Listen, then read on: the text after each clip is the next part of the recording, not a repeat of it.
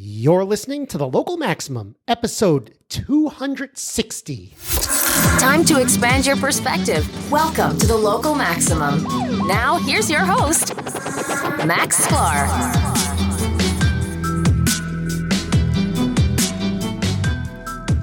Welcome, everyone. Welcome. You have reached another Local Maximum. Today is episode 260, welcoming for the first time this year, Aaron, back to the show. Aaron, welcome. You have reached your first Local Maximum of the year. It's good to be here. I'm resisting the temptation to groove out to the opening music there.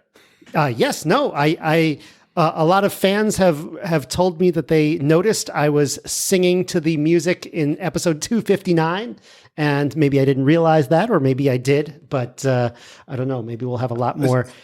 Before we dive into today's content, speaking of episode 259, you talked about you made some predictions, and they seem to have come to fruition. Maybe not in exactly the fashion that you thought they would, but yes, you were debating. You wanted some impartial input on how much credit you should get for that. Yes. As a impartial observer, I am here to award you 3 internet points for that. Yes, that 3 internet points. Yes. And how many internet points do I have?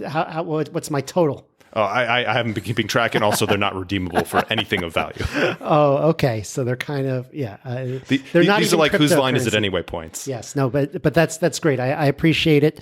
And we are going to make some predictions this week so that we might be able to get more points, because usually the end of year episode is a look back, and we are looking back a little, and that's how we're coloring our predictions, because we looked back and we saw advances in self-driving cars, advances in generative AI, and so we're going to kind of try to look forward into that a little bit. But now is our chance for us to invest in predictions and hopefully earn some internet points now into the future. So before we start, a few little announcements, a few little things that I wanted to mention.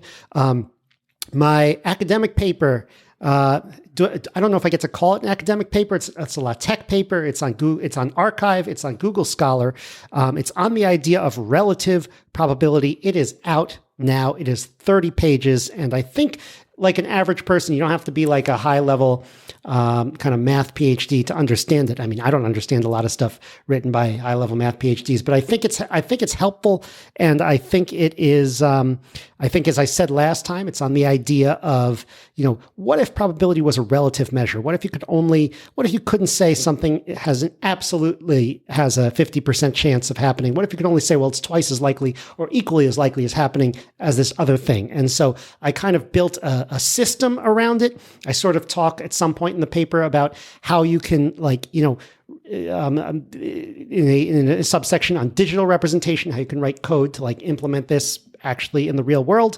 And I think, while there are no huge results in it, it's an interesting way to organize thoughts around probability. And I suspect that I will be using it in the future as kind of building blocks for other ideas. And I hope other people will do. So we'll do as well. So it's called Relative Probability on Finite Outcome Spaces. The abstract starts with, this work proposes a view of probability as a relative measure rather than an absolute one. And the first sentence is, the foundations of probability theory are still very much open to explore. And the first page is pretty cool. I talk about, Kolmogorov's axioms. Those are the standard axioms for probability theory that we actually touched on this program. I think there was an episode called Axioms of Probability. Let me make sure I can confirm that. Yes, episode 245. Axioms was that a of solo? Probability. Yeah, it was a solo show. So I don't know how to integrate this into the show, but maybe I feel like this wouldn't be good as a solo show to do the paper. I feel like it would be good to have someone interviewing me on the paper. So maybe you can do it, or if you don't want to do it, I get someone else to do it, but I hope you do it. So we'll see how that goes. All right. Well, and I think it definitely counts as an academic paper. It is in fact released by Local Maximum Labs, is it not? Yes. Yes. Local Maximum Labs. And if you were on our locals, you would have gotten the notification that paper dropped a few days ago. So for early notification of things like that, check out the locals. Absolutely. Absolutely. And also further discussion of it. I reread it. I spent a lot of time, like I do with these papers, making sure that they're easy to read and well organized. So hopefully that some people, it will help some people and people will get it. I never understand, like, okay, now I'm climbing up the ranks on Google Scholar. So isn't that nice? And I also got a citation, my first citation, not on this paper, but on my last paper. Previously discussed on the show. Previously discussed on the show that I put out in March. It actually got a citation recently from the paper that I just put out. So that counts on Google. That counts on Google. I don't know if that's gaming it, but it's. I think if academics were not allowed to reference their own work, they would be sorely lacking for things to reference. All right. Well, I referenced a lot of other stuff as well. I referenced Tidesnay Bradley, who's been on the show. I try to reference people who actually have been on the show, and I reference people whose talks I've gone to and things like that. And so I don't, in addition to some of like the central works. So I feel like a kind of full-time academic researcher would be reading much more broadly and widely, but I kind of am happy with sort of that net that I've cast there. So, all right. Before we get into our predictions, I also want to point out I watched the Netflix show Ancient Apocalypse, and it's really interesting the kind of, my microphone is having some issues. All right. It's really interesting in terms of the discussion that is happening with respect to this online. And now, this show is this a documentary or is it a series of episodes? It's a series of episodes. Each episode is a half hour, and there are 8 episodes. So it's really, how many hours is that? 4 hours. So it could almost be a very long movie. It sounds very bingeable. Yeah. Oh yeah. Very, very. Very bingeable. I essentially watched it over the course of like a week because I would watch it like at night when I'm ready to fall asleep. It's very tame compared to the famous Ancient Aliens from the History Channel, which I'm sure you're aware of because it has all the memes. It has the guy with the crazy hair going like, the meme would be, I'm not sure the question that you just asked, but it's aliens, and everyone's seen that. I hope everyone's seen that. But this guy, Graham Hancock, he's gotten a much harsher response. He's more like the discredited racist pseudoscientist, and that's not something you would read. And I don't think he's racist from watching the show, and also from what I've heard about his life. But so it is kind of like, really, he's been attacked by this quite a bit. And so, and I don't want to like talk about, what basically he's just putting forth a hypothesis, like who cares? I would think like who cares, but people really, really care, which I find interesting. So I think we can have a really interesting discussion about online because it really gets into like epistemology and philosophy of science, and also some frustrating discussion online. Like, what is a good way to think about this? What is a good way to approach a kind of work like this? Is it okay to just watch it and be entertained, or are you somehow bad for doing that? Some people, pop science has and things like the History Channel are particularly susceptible to this. That they take an idea that might have some reasonable backing to it, and then they go way off base with it, and it's very entertaining, but not everybody views that type of content with the same caveat of I'm in entertainment mode now versus learning mode. And I think they've gotten a lot of criticism for that type of thing in the past for not much like, for example, Fox News, their news shows are actually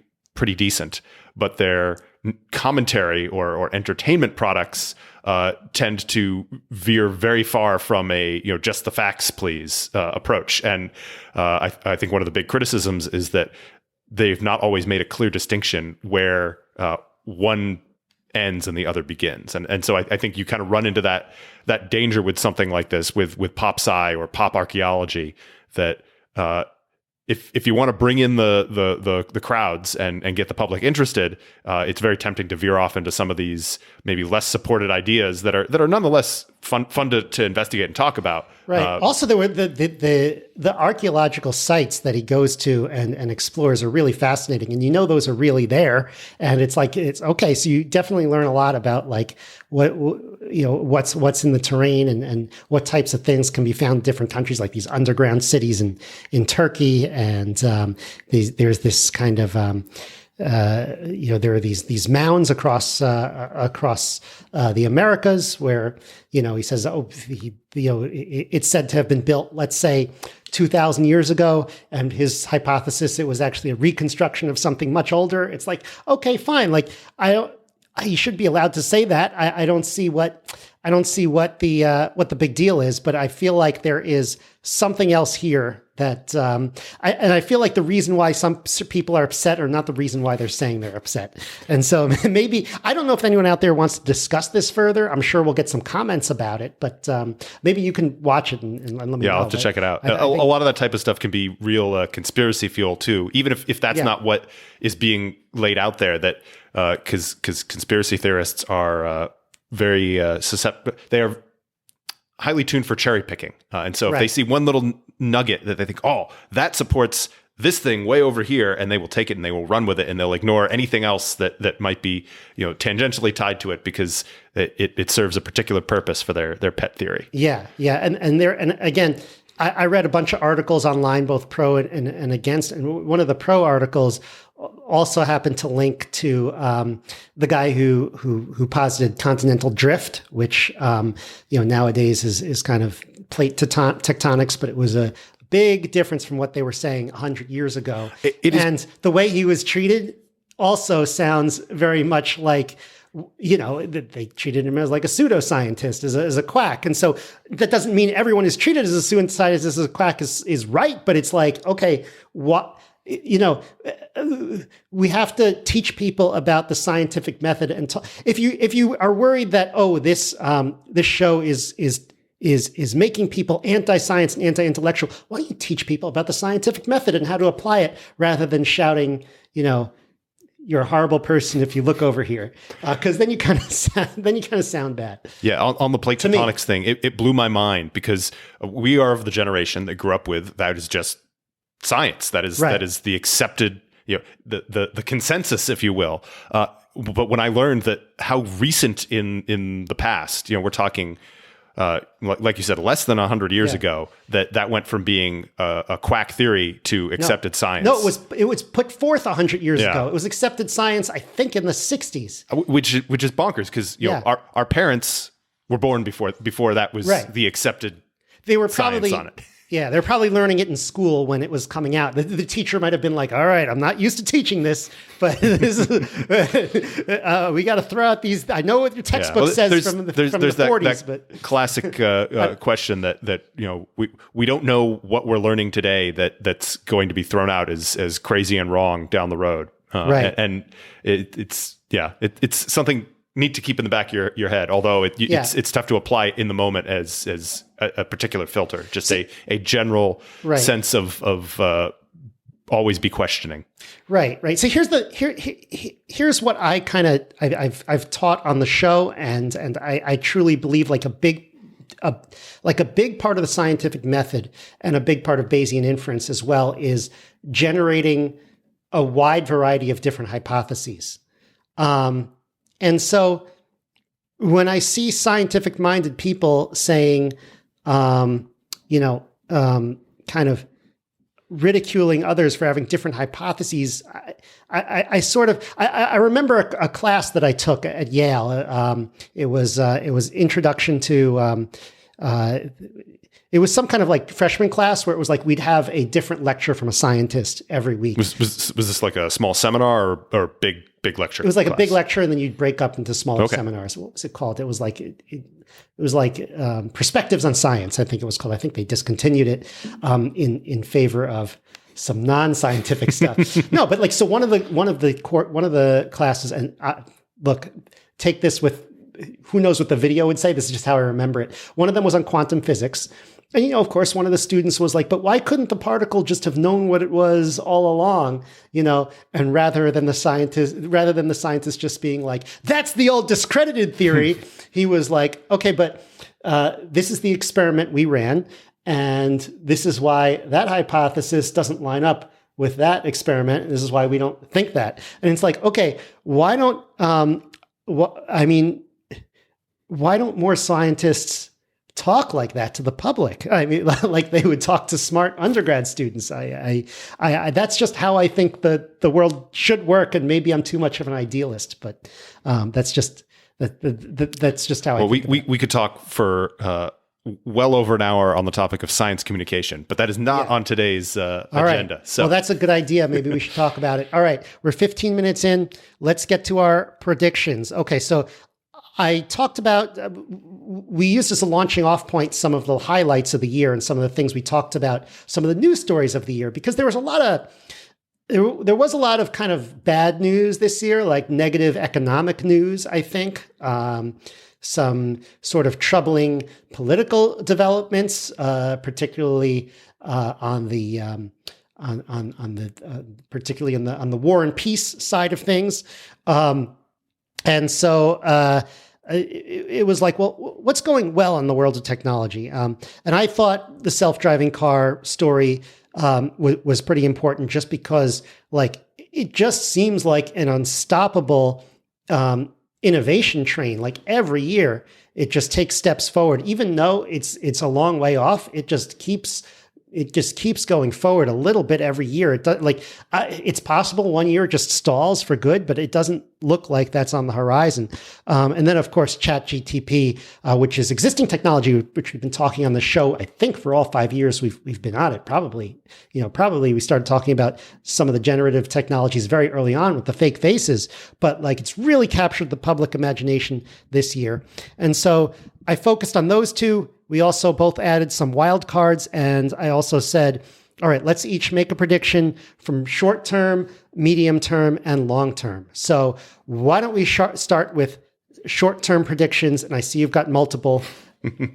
I didn't say that wasn't allowed, so I'll allow it. All right, let's start with short term. Okay, so in the short term, when we're talking about self-driving, I see continued expansion in the vein of Waymo, who I don't know if we talked about on a recent show or not, but they're San Francisco. They have driverless, Uber-like operations, and they are slowly but surely expanding the geographic zone where that is permitted. So I think that is going to continue to grow into more and larger market spaces, but we are not going to see the major breakthrough moment in the 0 to 2 year period. Right. That it's going to be a slow incremental growth. That big breakthrough is.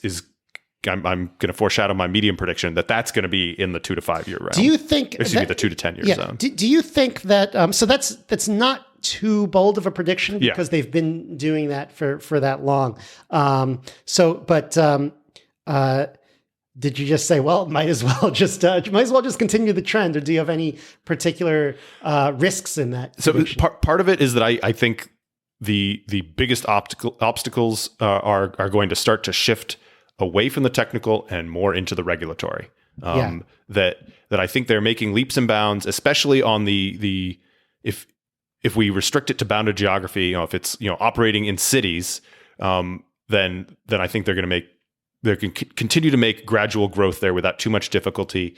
But getting the green light to go in much more unrestricted ways, that's going to take a lot of lobbying, a lot of work on the regulatory front before they can get that permitted. Yeah. And the era of go fast and break things, maybe that's a bad choice of words for self-driving cars, but kind of that tech entrepreneur approach that just disregards terra incognita when it comes to regulatory space is no longer really a going concern for that type of thing. You can't get it right. You can't do it now and ask for forgiveness later with this type of thing. They're too big, and there's too many eyes watching them. I mean, I would also posit that the move past and break things, I mean, there's still business models where you want to do that, but I feel like most of the business models where you want to do that have been explored in the previous 2 decades. So especially, when it comes to this kind of technologies, now we need to build the careful technology. Why don't we just, rather than doing it by time frame, why don't we just continue along on topics? So, sure. Because I had a long-term prediction on this. So why don't you go to your medium? So I think in that 2 to 10 year range, we're going to see a major breakthrough in the level 4, level 5, self-driving. And I don't know exactly what that's going to look like, but I believe level 4 is hands-off, and level 5 is we don't even need the steering wheel there anymore. Yeah, that would be scary. So I think we're going to see that, and I don't have a quantitative metric here other than I've put down. It's going to be a ubiquitous option, but it will not be the majority. So 10 years from now, we're not going to say that the majority of the cars on the road are going to be level 4, level 5 self-driving capable, but you will be able to go out and buy one. It's not going to be a thing that only the wealthiest or only we see in labs or in limited special districts or only operated by Waymo. You're going to be able to go out and buy whether it's a Tesla or an Audi, and it may be limited to higher end options, but anyone who can buy who's able to go out and buy a car will have the option to buy a fully self-driving vehicle. The interesting thing is we've been predicting like a late 2020s, 2030 type time frame for this type of commercialized self-driving cars that we're talking about way back to like 2015, our first tech retreat. And so I sort of think like, have we had to adjust that at all? And I think everything has happened on the schedule that we've imagined, although I am worried, it will be on schedule. And then at the last second, it will just be like, oh, we can't quite get there right now, but it does seem to be on schedule. Well, that is unrelated to this particular topic, but that is something that I've struggled with my Metaculus predictions. I do not regularly log in and update my predictions. And for a lot of things, just having been through the end of the year, there are a bunch of things that came due at the end of the year. And I got a bunch of notifications like 48 hours before the end of the year that was saying, here's a last chance reminder to update your prediction on this thing. And it's something I predicted 9 months ago that it was going to happen by the end of the year. And for most of those, I made what was a pretty reasonable prediction based on a little bit of gut instinct priors and some research. But the odds of it going from my 40 or 70% prediction to it's going to be a 1 or a 0, within 48 hours. So I should probably skew it to the way I think it is and balance that. So and the right way to do that would be to have much more regular check-ins. And, if you think something has a 75% chance of happening by the end of the year, 12 months out, you should be prorating that as it doesn't happen, or in the lead up to that. And that's not something that I do regularly. That. Right. But I thought you were going to go in a very different place on this. I thought you were going to talk about like projects that you worked on at work, and you'd be like on schedule, and then at the last second, oh no, I can't get it done. Well, it's kind of a corollary to the. That's something you experience in software all the time. It's a corollary to, I think, what is it, is it the Pareto rule that 80% of the effort is required for the last 20% or work, there's something similar to that. So it's the last push is always more difficult than the preceding majority.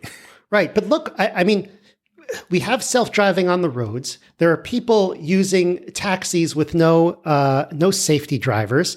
I really do see it coming to fruition, and we're going to have to wait a long time to see if I'm right. But God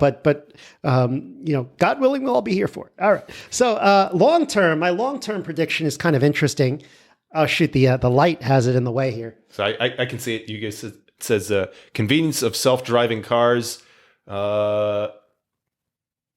Affects and leads to the social changes in the 2030s. So I am thinking of the idea of how the availability of the automobile and the fact that people were not going off to war and were able to get to work affected the social situation of the 1950s, the rise of the suburbs. And we've predicted, and it really defined the boomer generation. Right. We predicted in 2015, the rise of the exurbs, which in a little bit is, I'm kind of getting a taste of this these last few years living out here. Sorry if I call your neck of the woods the outer suburbs, but you're not wrong. But almost I consider all of New Hampshire to be the outer suburbs. And some of it is like downright just out in the mountains. Until the majority tips to more farms than McMansions, you're still in the suburbs. Right. So I think that the ubiquity of self-driving cars is going to be is going to culturally define the 1930s, or the 2030s, and that generation. And I'm also thinking in terms of the fourth turning, I'm thinking of what does the first turning world look like? I almost want to say first turning America, but it's really going to be a global thing because let's face it, we're in the 21st century. And so, does that give us like a little bit of independence, a little separation? Well, you say that assuming that the breakdown of globalization is not on that long-term projection. Who knows? I mean, this goes into like, social predictions of the fourth turning, which are almost impossible to predict. But I feel like as the years go by, there are some aspects of the first turning that are coming into view. And I feel like self-driving cars are one of them. And maybe, I'd have to like follow it up with what do our cities look like, because I don't want to give up the cities. But I think that I think they're going to be the kind of preferred mode of transportation for people outside the cities, and maybe even inside the cities for taxis. So before I get to my prediction, that sounds very reminiscent of a prediction I heard about helicopters, and I can't remember when it was made. It may have been in that period, but it was that everyone's going to have a helicopter, and so it's and we've heard the same thing about transporter technology if and when it comes. Is that you will be able to have all the benefits of being in the city and the nightlife and being able to go there to work, and but you will be able to live out in the countryside, with more space and both in terms of property and larger home, and not be packed on top of each other in tenements like sardines, and all brought to you by the helicopter, which will fly directly from your home to your place of work or recreation. There was that case where the Uber helicopter was cheaper than a cab from Manhattan to for a short period of time from Manhattan to the airport, and I could just imagine going into the Hudson River and be like, that's my helicopter. And urban air mobility is definitely looking to capture that market. I think one of their big use cases is getting people from locations in the city to airports. And feeding into larger transportation networks, but that they're definitely that also reminds me things to overcome. I read an article recently, and I don't have the article in front of me, so this is not like an official local maximum. I'm explaining you the article, but Amazon is restarting their drone program. I did see that, and that was first. Presented to us, and I believe it was kind of like an overly ambitious marketing video from Amazon in 2013. Well, didn't Domino's before that deliver a pizza via drone as a stunt? Is that going to be the kind of thing that's always like the future, but it never really is practical? I would not have predicted, even a year before it happened, the existence of in certain urban cores having 2-hour delivery from Amazon. So I'm not going to undersell their ability to deliver on that type of thing, but I would expect that it's going to be geographically constrained, at least in the time being. All right. So it sounds like. Sorry, go ahead. I'm trying to remember where I heard him interviewed, but it may have been on Tom Wood's show. But a gentleman who was doing work with a drone delivery service development for medical applications, and because of the regulatory environment in the U.S., he was doing that development work in Africa, I believe. But if they can pull it off for that, then I mean that's the proof of concept. It's just a matter of bringing it to other markets and scaling it appropriately. Right. So it sounds like we're both still bullish on self-driving cars. I mean, maybe that's not a surprise, but it's like at some point, do we get too bullish? And I'm always worried. I'll throw in my long-term prediction there, which is a little Jetson-y. Okay, go for it. I think, and because we determined. By the way, George Jetson was born last year, according to the official birth date of George Jetson. George Jetson, human infant. Yes, because he was 40 years old. He was 42 years old in I think 1963 when the Jetsons 1963 Jetsons came out. It was 100 years in the future, 2063. So. Yes.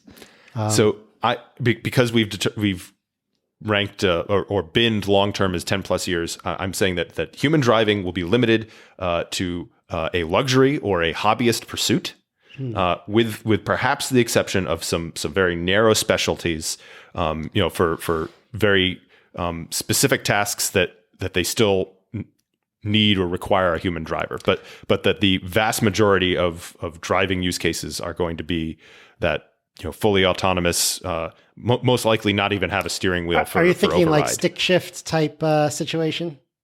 Maybe a little bit like that, or like the type of people. Because I know who, you know how to drive a stick shift. That is a misconception. Oh no! Much like people assume that I was an Eagle Scout. Yes. No, I was never involved in organized scouting, but I give off that vibe. I do not actually know how to drive a stick shift. I think I have a sum total of like 90 minutes behind the wheel on a stick shift before. I thought you had one. No.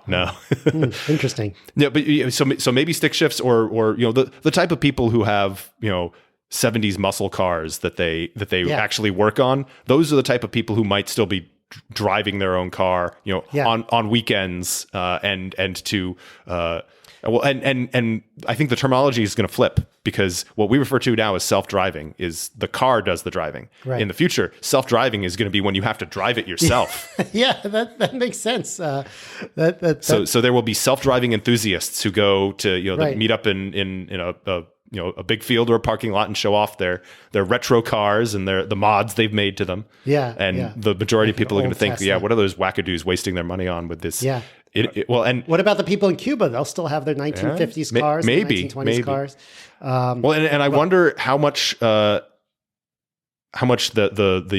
kind of manual driving trend will be tied to internal combustion engines, or if part of the move to modern electric. because electric or some sort of hybrid or non.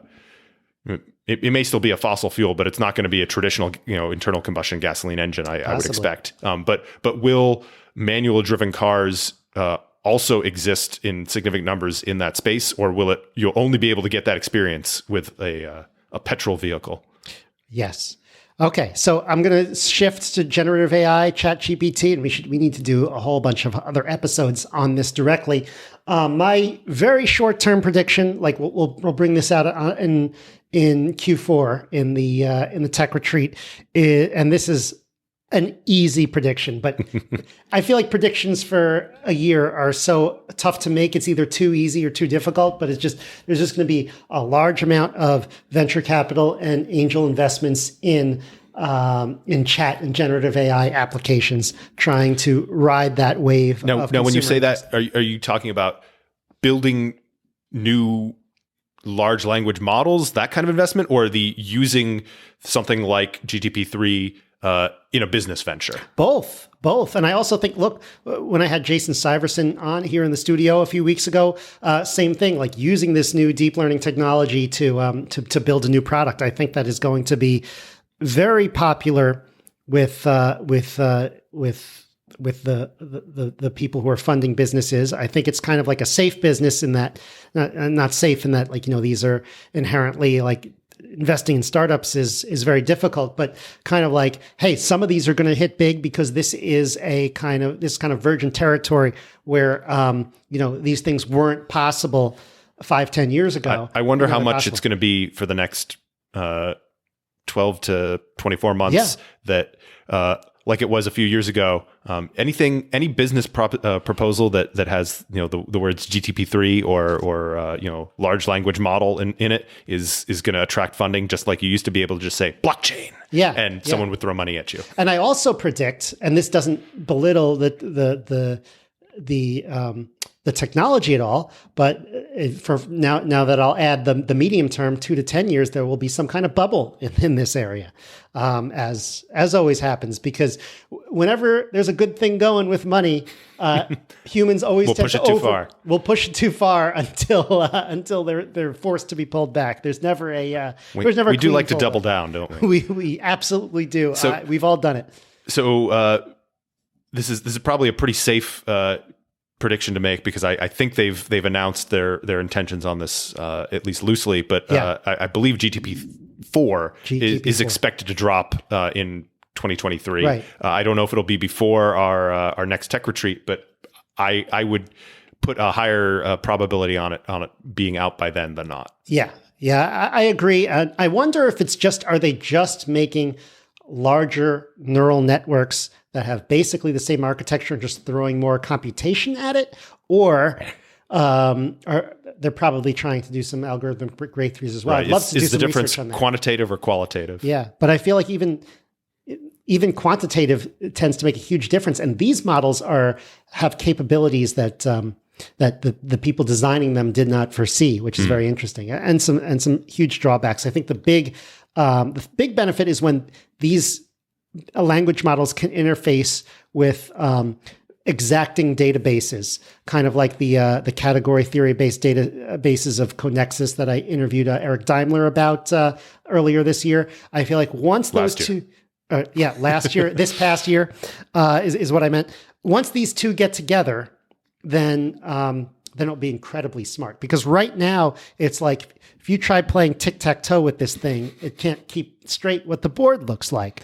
But if you have an exacting database that it can access with all the knowledge that it has, and it could sort of say, okay, I'll kind of fill in some of the gaps with language models, but also tell what I get from databases and source it exactly.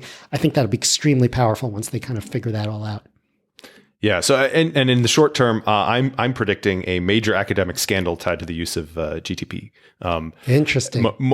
Not in the vein of people at OpenAI have done something improprietous. Yeah, I think more in the vein of PhD thesis rejected because it turns out that the person submitting it didn't actually write it and didn't disclose that, or maybe. Basically, things analogous to plagiarism accusations. Yeah. Do you know? Do you remember Peter Boghossian, who submitted false? He purposefully submitted false ridiculous papers to journals and got them in. I wonder if ChatGTP can write some academic papers and get it accepted to journals more easily than certainly I can. I felt like it was very tough trying to use that to help with my writing. I gave it a shot. What I found was there is, and I wrote this on Twitter, there's like I can give it some bullet points. I'm like, these are the points I want to make, turn it into a paragraph. It will turn it into a paragraph, but then I have to edit down its paragraph. And what I find very sinister is that it adds sentences and phrases in there that are empty sentences and empty phrases, but it takes me a long time to realize that they're empty. And I don't know if you've ever experienced this, where I feel like we're just trained to like skip over those and say, it flows good, it looks good. But then you really have to think about what it wrote and be like, wait, I shouldn't say this in my writing. This doesn't say anything. I've got to take it out. And so I think part of that is that it's trained less on, technical writing and more on conversational writing. Perhaps. And there's a huge divide between the engineer and the diplomat.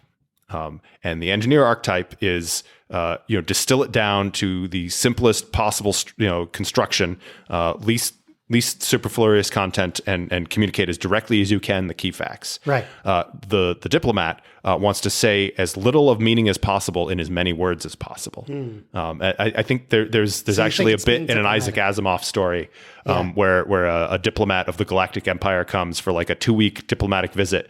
And someone surreptitiously has recorded everything they've said during their visit, and they feed it into this algorithm that can kind of reduce their spoken word into symbolic logic, and then it balances the logical equation, and it turns out it zeroes out to nothing of meaning was said in the entire visit. And sometimes that is the purpose of communication, is that you want to engage in the exchange but commit to nothing. And I would not be at all surprised that it has adopted or been trained on a lot of communication with that level of fluff in it. So you're saying the first jobs to go will be the diplomats and the ambassadors. They should be replaced by AI. I heard a speech from an ambassador once. You're right. It was 2 hours with nothing said. Show me an AI that can be effectively bribed, and yes, we'll be there. I think that a computer can figure out the cost benefit of some crypto. If they can accomplish human level corruption, then our time is numbered. All right. ChatGPT for UN Secretary General, maybe. All right. So did you already hit on Medium, or is? I think we've that was short term. Okay. I mean, I think we touched on Medium, but yeah, I have nothing else to say. My medium prediction is that something like an AI copilot, not necessarily meaning explicitly, because I think Copilot is a product that they've released to assist with coding, but in the sense of human AI collaborations, think your digital assistant like the one from Amazon or something like that, but with a skill set that is more tuned to the particular field that you work in. I think that is going to be very common for almost all white collar jobs, not necessarily taking the place of, but kind of augmenting, maybe having an assistant or an intern or an underling who is not as skilled as you at some things, but has a lot of knowledge and can assist you with repetitive tasks in a technical space. And I think we'll also start to see that in some in some blue collar fields as well, where automatable, not unlike what we saw a generation ago with CNC machines. CNC machining did not do away with the human machinist, but it definitely changed the balance of how many there were and what their particular expertise was in. Can you talk more about that? I'm not as familiar with that. I'm not sure the audience is as well. Well, so I don't have a huge background in the manufacturing side, but one piece that I have a passing interest is the firearms industry. And a generation or two ago, pretty much everything was made by hand, on milling machines, and there were varying degrees of hand fitting that needed to happen for assembling multiple parts, and that with the advent of CNC and also with certain improvements in materials design that allowed polymers to replace forged steel and milled steel in a lot of places, that has changed, and so you can get a product that comes off the CNC line, off the computer controlled milling machine that is 99% of the way there and needs a much smaller amount of fitting. And so the investment has gone from what 100 years ago was a human labor intensive, and that was one of the largest cost points in production, to the investment being in the production equipment, in the CNC mills and the factory technology. And there are still machinist experts who are required to operate that, but it's a very different paradigm than it was even just a generation ago. All right, and it's dramatically changed the design approach, because when your constraining factor is when human labor is cheap, it makes sense to do things a certain way. And when human labor becomes expensive, but repetitive tasks can be automated, and certain materials, material changes come along, then you design something very differently for the same purpose. And there's a nostalgia factor in there too, that a lot of people say, well, the way they did things 50, 100 years ago, they turned out a superior product, and that may be true, but if they were to try and design a product for the same requirements, the same goals, they absolutely would not take the approach they took 50 years ago because of those different inputs. Yeah. Yeah, absolutely. So I think we will see some of that, and we're already seeing some of it. This kind of gets to one of my predictions on the industrial side. Right. We've got a lot of robots in warehouses now, and that hasn't done away with human workers. There are a couple of warehouses that are lights off warehouses where it's only robots. But I think in most cases, I'd love to tour one day. that would be kind of cool. And there may actually, so Kiva Systems, which is now part of Amazon, I believe. They were headquartered down in Woburn, here in not here in New Hampshire, but down in Massachusetts. Tour Boston Dynamics? That would be cool. That would be cool. Yeah, a local maximum tour. All right. So, any long term on? I didn't do my long term on generative AI. So yeah, I'll throw this out there. It's not exactly generative AI. It's more of a response to it. Okay. I think about in the 10 years out window, we're going to start seeing people, because of all the kind of AO Copilot thing going on. Yeah, I should point out, and maybe this is not what you're talking about. People are worried about mimicking public figures and fake news and all. Oh yeah, deep fakes for sure. We've talked about that before, but sorry, go ahead. Yeah, so I think as a response to the growing capabilities of AI and the the threat of AI driving people out of certain fields, that we're going to see things like Neuralink kind of developing a much more of a viable cyborg approach, that people are going to be looking at enhancements and implants to allow them to better compete, to find a niche that they're still able to operate within, so that they don't get driven out of the market space by AI. Oh man. And I think it's going to take people like Neuralink that long to really get beyond, proof of concept we can put in pigs and chimps to something that would actually, a significant number of people would sign on for. Yeah, I would be very careful. Let me put it that way. There's a lot of interesting philosophical discussion to be had on the whole concept of transhumanism. Right. And, can we give the finger to Darwin and say, we're not going to wait for nature to evolve us into something better. We're going to build ourselves into something better. And it's an attractive philosophy, but there be dragons. We need to be careful if and how we approach that. A lot of people have prosthetics and right. It's definitely a spectrum. It's not not an on-off switch.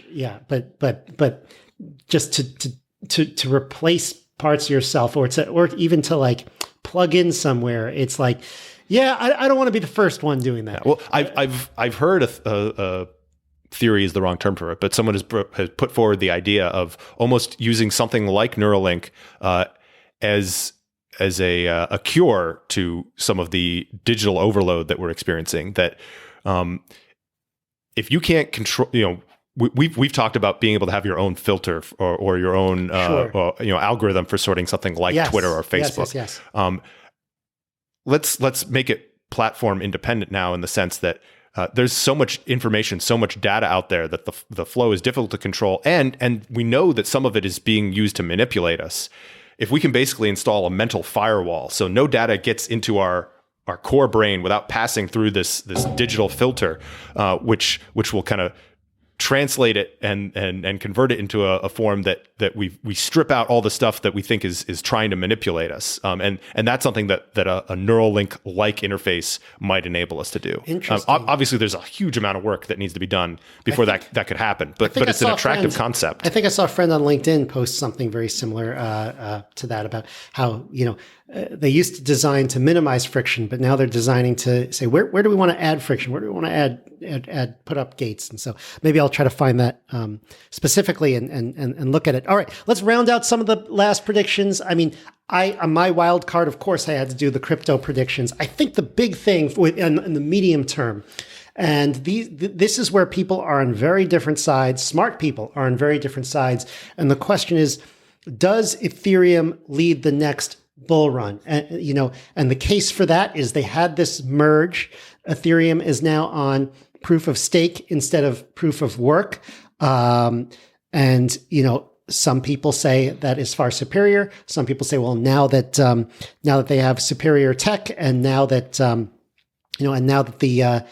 amount of Ethereum is truly capped, now it can finally take its place as the flippening occurs, and it leapfrogs over Bitcoin. There is another side to that. So when you say leads the bull run, would the metric for that literally be that Ethereum exceeds Bitcoin's? It could just be it leads, it grows, or becomes decoupled. Well, I would, right. So it's hard to measure that, but let me get to that in a second, because let me give the flip side of the argument. The other argument, and this is the case made by people from Michael Saylor and other Bitcoiners, is that, well, Bitcoin is harder to change. So that means it's going to be more stable over time, and it's going to have the most value in the long run. They also say that proof of work is a more viable solution in the long run. I don't want to get into the arguments now, but I feel like we're going to have, over the next few years, depending upon if there's a next bull run and how it goes, half of those people are going to feel really smart, because they're going to say, I told you so and I saw it coming. We just don't know which half. And I feel like they're not as smart as they're going to think they are, because there's half and half. But there are good arguments, I think, on both sides.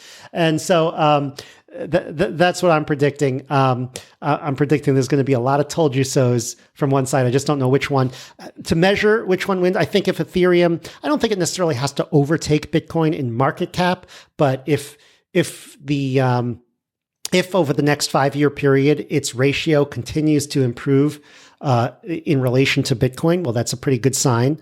That doesn't mean, things can't change around in the next 5 years, of course, but at some point, I think there will be a winner, and the next 5 years will give us a significant clue. And look, there are other possibilities. I don't think so, but it could be inconclusive. They could both go up in tandem, and it could be like, okay, we're having these same arguments in 5 years, or it could just be like, hey, and I hope not. I don't think so. It could be like, there's not really any bull run over the next 5 years. People are so sick and tired of what happened. I don't think that's going to be the case. I think that the sheer fact that these digital assets are so are so limited and unique in that you're really only getting percentages of the network, and those percentages are cut in stone. It cannot be diluted or anything like that. I think that's what gives these particular tokens their value, particularly, or these particular cryptocurrencies. This is what gives Bitcoin its value. What gives Ethereum its value. A lot of the things built on Ethereum don't have value. So I guess a case against Ethereum, but there's a small portion of them that do, and Ethereum is the go-to platform. So if anything has value, Ethereum does. So my midterm prediction kind of goes in the opposite direction of that. But but before I get to that, two almost throwaway short-term predictions. One, Twitter's going to rebound, probably not with Musk at the head. Not meaning that he's going to sell it, but that he will bring in somebody else to lead it. But I think that within 2 years, we're going to see Twitter at least back to where it was, kind of financially, stability-wise, before he took over. Now, let me ask you this question, because if you go back to Decentralizing Before Our Eyes, that episode back in the wake of January 6th, and when they took Donald Trump off, that's what prompted me to make that. I talked about like some serious systemic issues that these social networks like Twitter has. Now, I didn't foresee Elon Musk coming in and buying it, so now it's totally different. But I also thought about it, like it still has some of these issues where you can't make everybody happy, and can you really build something that's good for the whole world? Do you think he's going to overcome that, or do you have any particular ideas on how that might happen? I don't think he's going to take it open source or open API, kind of like the Project Blue Sky idea.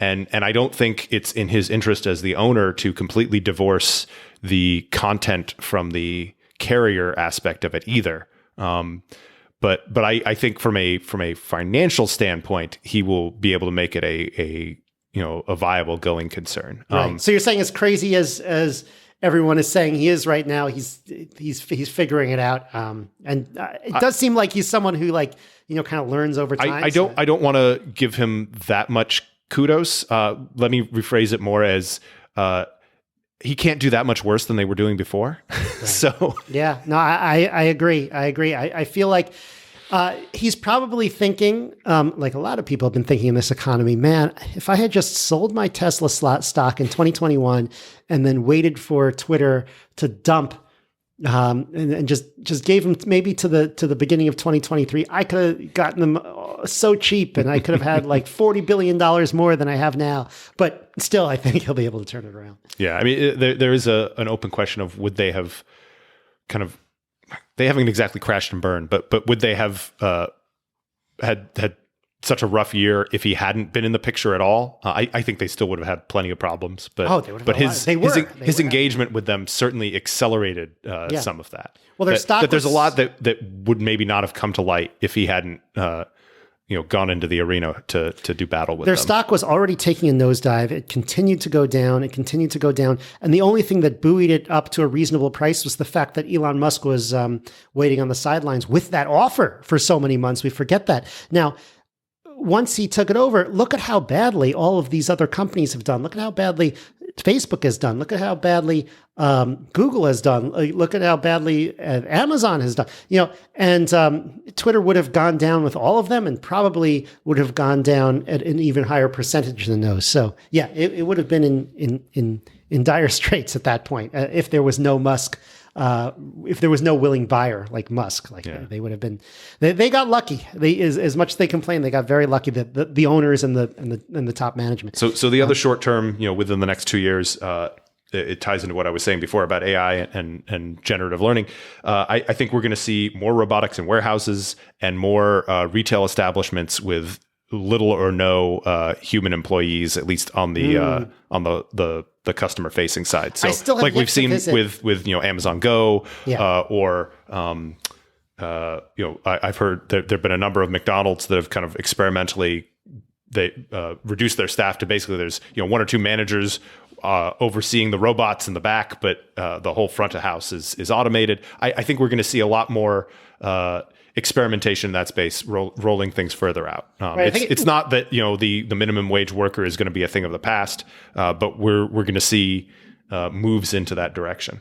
I think back in episode 29 with Clyde Vanell, we talked about how even back then in 2018 there was in Astor Place a Shake Shack that did not have.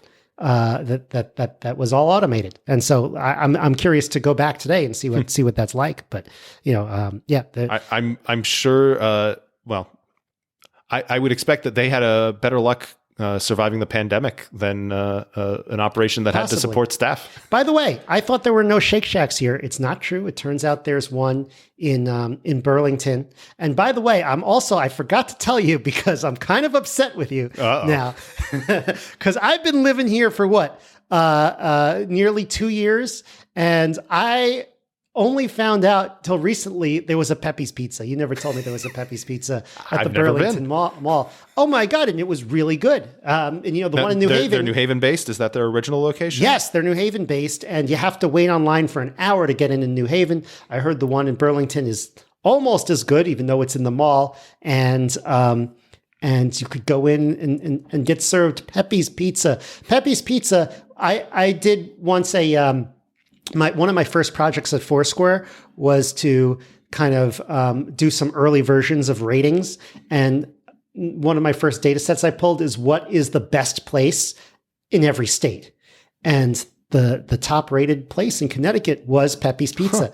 Huh. So I definitely had it over sometime over the last few weeks. Was it during, no, I think it was a couple of weeks ago. I went there and I had Pepe's Pizza. So, glad to know that that's there. Glad to know Shake Shack is there.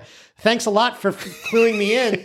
But no, it was great. Maybe we can go sometime. Well, this is Bertucci country up here. Oh, really? Okay. Well, I think the original Bertucci's is in Davis Square in Cambridge. There's a Bertucci's in the mall right over here in Salem. It's not that great. I'm sorry. Well, I didn't say it was. Yeah. I'm just, much like this is Dunkin', not Starbucks country. Yeah. I do like Dunkin'. This one is going to get people upset, but I am a fan of Dunkin' over Starbucks. I mean, I have both. Don't get me wrong. I'm not above either of them, but I gravitate towards Dunkin'. I don't know what that says about me. Pepe's Pizza all the way. Okay, so we got sidetracked there. Maybe we could have some automated Pepe's Pizza. That would be pretty. You got to get that amazing recipe just right. Yeah, exactly. Or we could drone it from New Haven. 30 minutes or less. Yeah, gonna have to fly fast. Right. So medium term, you were talking about Ethereum, right? And the prediction that it'll lead the bull run. I think in the 2 to 10 year period, we're going to see a major government. So when I say major government, I'm thinking like the US or the EU or something on that scale, attempt to launch a central bank digital currency, a CBDC, and it's going to flop.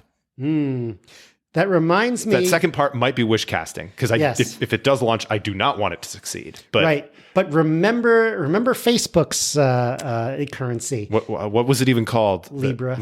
But then it changed its name. I was going to say, yeah. And then it flopped. Now states have a lot more going for it when figuring out the currency, because they often have the power to say, this is the currency we use now by law. So it's going to be tough, but state projects, government projects like this flop all the time. So I think you're certainly,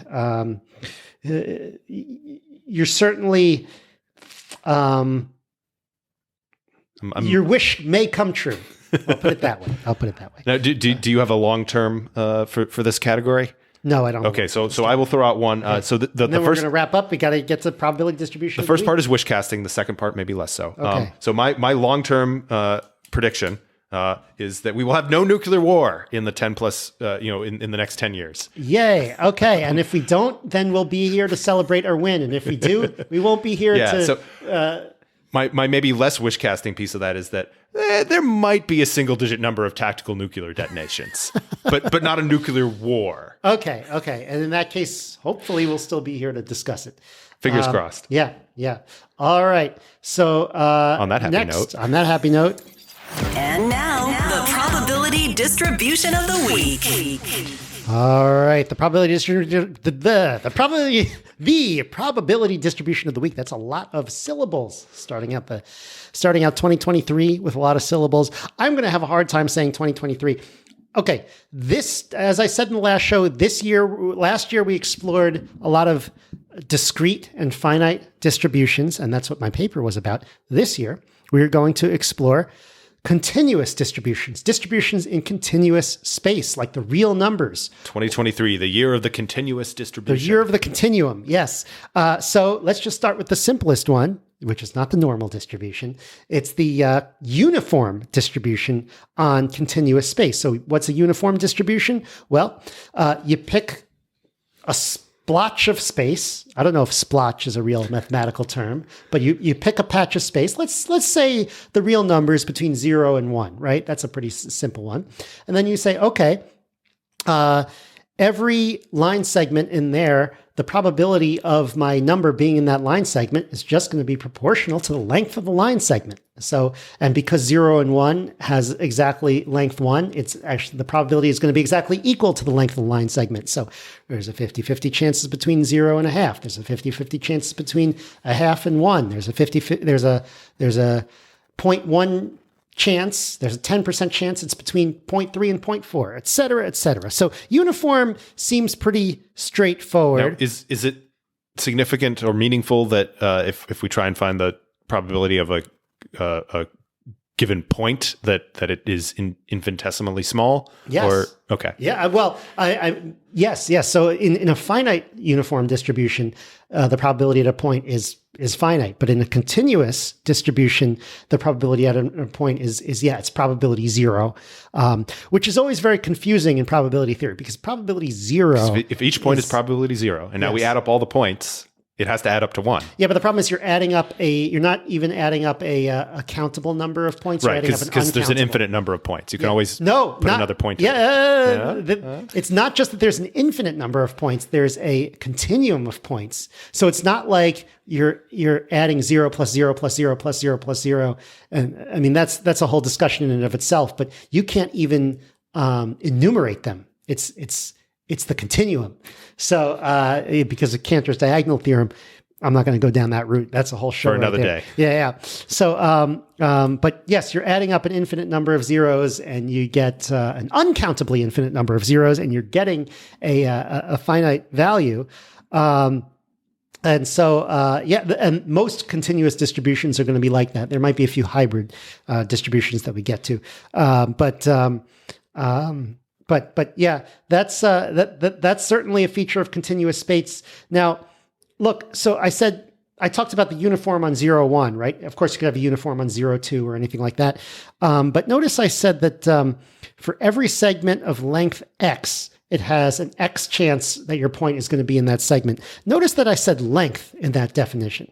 And so that means that in order to have a uniform distribution, you need to have some notion of measure on the set in the first place. So this is kind of the tricky part. See, this is where uniform is almost you'd think it's like something obvious, but you're actually, when you say uniform, you're actually presupposing a whole set of definitions and assumptions underneath it. Now, sometimes it's kind of obvious, right? Like if I say a uniform point on planet Earth, you kind of think, okay, well, every square mile or every square kilometer of Earth is going to have the same probability, just because that's physical space. And physical space, we kind of have an objective way to measure physical space. So setting aside for a moment the issue of trying to divide the Earth up into squares when we really should be using hexagons and 5 pentagons. Right. But I think those are approximations to what we really want. So that's fine. And of course, and I don't think those are meant to be equal size either. Right. So like, yeah, sometimes in some physical situations, it's obvious, and sometimes it's not. For example, let's suppose I'm thinking of a number that is a probability, and it's between 0 and 1. Okay, great. So if I'm thinking of a uniform probability, I might be thinking of some uniform distribution inside 0 and 1. But what if we're talking about like the odds, which is the probability divided by 1 minus the probability? Okay, so now you're talking about a number between 0 and infinity. And let's say we pick some segment in there, and we want like a uniform distribution in that segment. Now all of a sudden it's distributed very differently just because we've done some transformation on it. And then you think about it for a little more, and you're like, any transformation that you want to do, you could almost turn any kind of bounded non-uniform distribution into a uniform distribution by changing the underlying measure and doing some transformation on it. So that's kind of the trippy part about uniform distribution. And it's also related to the prior problem, because in episode 207, we talked about something called the Bertrand paradox. I don't know if you remember that. But that's when, like you said, okay, well, that was a year ago. That was like when I first got back. That was actually the equivalent episode to the one we're doing today, the first episode between the two of us in the year. And it was called like Max Returns with Priors. And it was about the fact that the idea of taking a random chord in a circle is not very well defined. There are like several different plausible ways of doing it. It's like, well, do you pick, 2 random points on the outside of the circle and then connect them? That's a random chord. Or do you pick a point, inside the circle, a random point inside the circle, and then kind of make that the center of your chord? Exactly. And so there are several different ways of doing it. And those are all very different distributions. And that's because there are different like transformations of the underlying measure of the space, which we could call chord space, underneath it. So again, uniform distribution seems very straightforward, seems like a good one to use, and a lot of it seems like a good assumption to make, particularly for priors. But there's a little bit of a trickiness to it. And I think you also mentioned the idea of like, well, if you want a random square, are you talking about a uniform distribution on the sides or a uniform distribution in the area? And that, right, again, because they do not map directly to each other. You get very, very different. It's a transform. It's one is the square root of another, one is the square of another, and so you're sort of transforming the numbers. And you can almost think of pick a random number between 0 and 1, and then pick a number between 0 and 1, a random number between 0 and 1, and then square it. And now it's no longer uniform, but it's uniform from another point of view. So yes, that's the trickiness of it. You also wrote here, it's reminiscent of the Sleeping Beauty problem. I'd like to hear a little bit more about that. Just in the sense that there is more than one way in which you can kind of structure or interpret your calculation of probabilities, and they make sense. And there's not a there's not a way of looking at it and saying, oh, you've made a logical the fallacy or misinterpretation here. It's just that your different priors are going to drive how you structure that, and it's not laid out in the initial problem statement to define a particular approach there. Right. So, and by the way, we talked about the Sleeping Beauty problem in episode 249. A lot of callbacks on this episode, particularly for people who are new to the show, to know that we talk about a lot of really fascinating topics, and our back library is full of this stuff. So even though there's a bit of a relativistic issue with relativistic issue. Is that what I want to say? There's a little bit of an issue with, you got to be careful about your point of view with uniform. And by the way, it could be in 2-dimensional space, 3-dimensional space, 100-dimensional space. It could even be in a mathematical space that is infinite dimensional. Yeah, I mean, this is so you just need to define a measure on it, which goes back to measure theory, where mathematicians are like, this is the definition of what a measure is. And, you could really have a uniform distribution on anything. This is why in school they tell you show your work, because and your assumptions. If you don't document what the assumptions are and how you're arriving at your uniform distribution, your random assignment here, you may have very different assumptions there than somebody else looking at the same problem, and they just because you get different results doesn't mean that your approaches are wrong. Right. Right. But without that context, it's difficult to tell where you've diverged. Exactly. All right. So I have a few more comments to make on the uniform distribution. First of all, it's very difficult to have uniform random values on 0 to 1. It's very useful to generate them. So for example, if I'm writing a computer program, if I'm writing a method that I want it to do something 20% of the time, I just generate a random number between 0 and 1 and see if it's under 0.2. And so, that's something that's common people do. It's very easy to produce those random numbers because in binary, you produce those random numbers by having a random stream of binary digits. So it would be 0 point and then 1 0 0 1 0 1, just random binary digits. Random binary digits can be created through modular arithmetic and certain things very easily. We need to have a discussion about how to generate truly random numbers at some point. But let's assume for the moment that it can be done. Can't. Yeah. But there are very good ways of doing that are very very little could go wrong, as opposed to maybe some other random generation. That's why random bit is often is often the starting point. And it's very easy to turn a random bit into a random uniform number. And then you could turn random uniform numbers into other things, which again, now the fact that uniform can be transformed into other distributions, now it's a feature, not a bug, because you could start with the uniform, you could generate it, you could transform it into anything else. It's easy oftentimes to find the mean, particularly if it's on a line segment or if it's on some shape that's clearly symmetrical. Maybe it's not always. Maybe it could be on a shape that's not symmetrical, but usually you're talking about a line segment. So it's easy to have a mean and maybe not a standard deviation, but you definitely have some metric. I mean, you could calculate the standard deviation, of course, but you have some metric of size that is understandable. I don't really think I've directly used the uniform distribution to model something, but I generate random numbers with it all the time. So I don't know. I feel like that would be an interesting model where you'd be like, okay, I want something uniform in this segment. And so outside the segment, it's going to be 0. Inside the segment, it's going to be uniform. That's sort of a weird model to actually model some data because it breaks the rule of Bayesian difference, where if you're uniform on a certain set, it's assigning 0 probability to everything outside the set, which is dogmatically against it, which you shouldn't do. But very useful tool to think about, to have in your mental model of continuous distributions as a building block. So and by the way, a lot of other types of distributions kind of collapse into the uniform distribution in some kind of end state, in some kind of extreme state. So that's another thing to think about.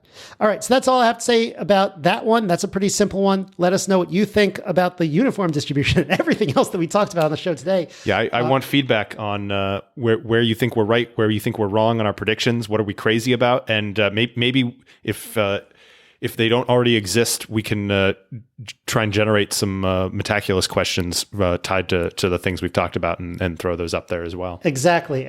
All right. We went a little long today. Hopefully, we probably should have broke it into 2 episodes, and maybe I'll give you a short one next week. All right. Have a great week, everyone.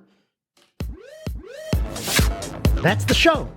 To support the Local Maximum, sign up for exclusive content and our online community at maximum.locals.com. The Local Maximum is available wherever podcasts are found. If you want to keep up, remember to subscribe on your podcast app. Also, check out the website with show notes and additional materials at localmaxradio.com. If you want to contact me, the host, send an email to localmaxradio@gmail.com. Have a great week. Feel the power.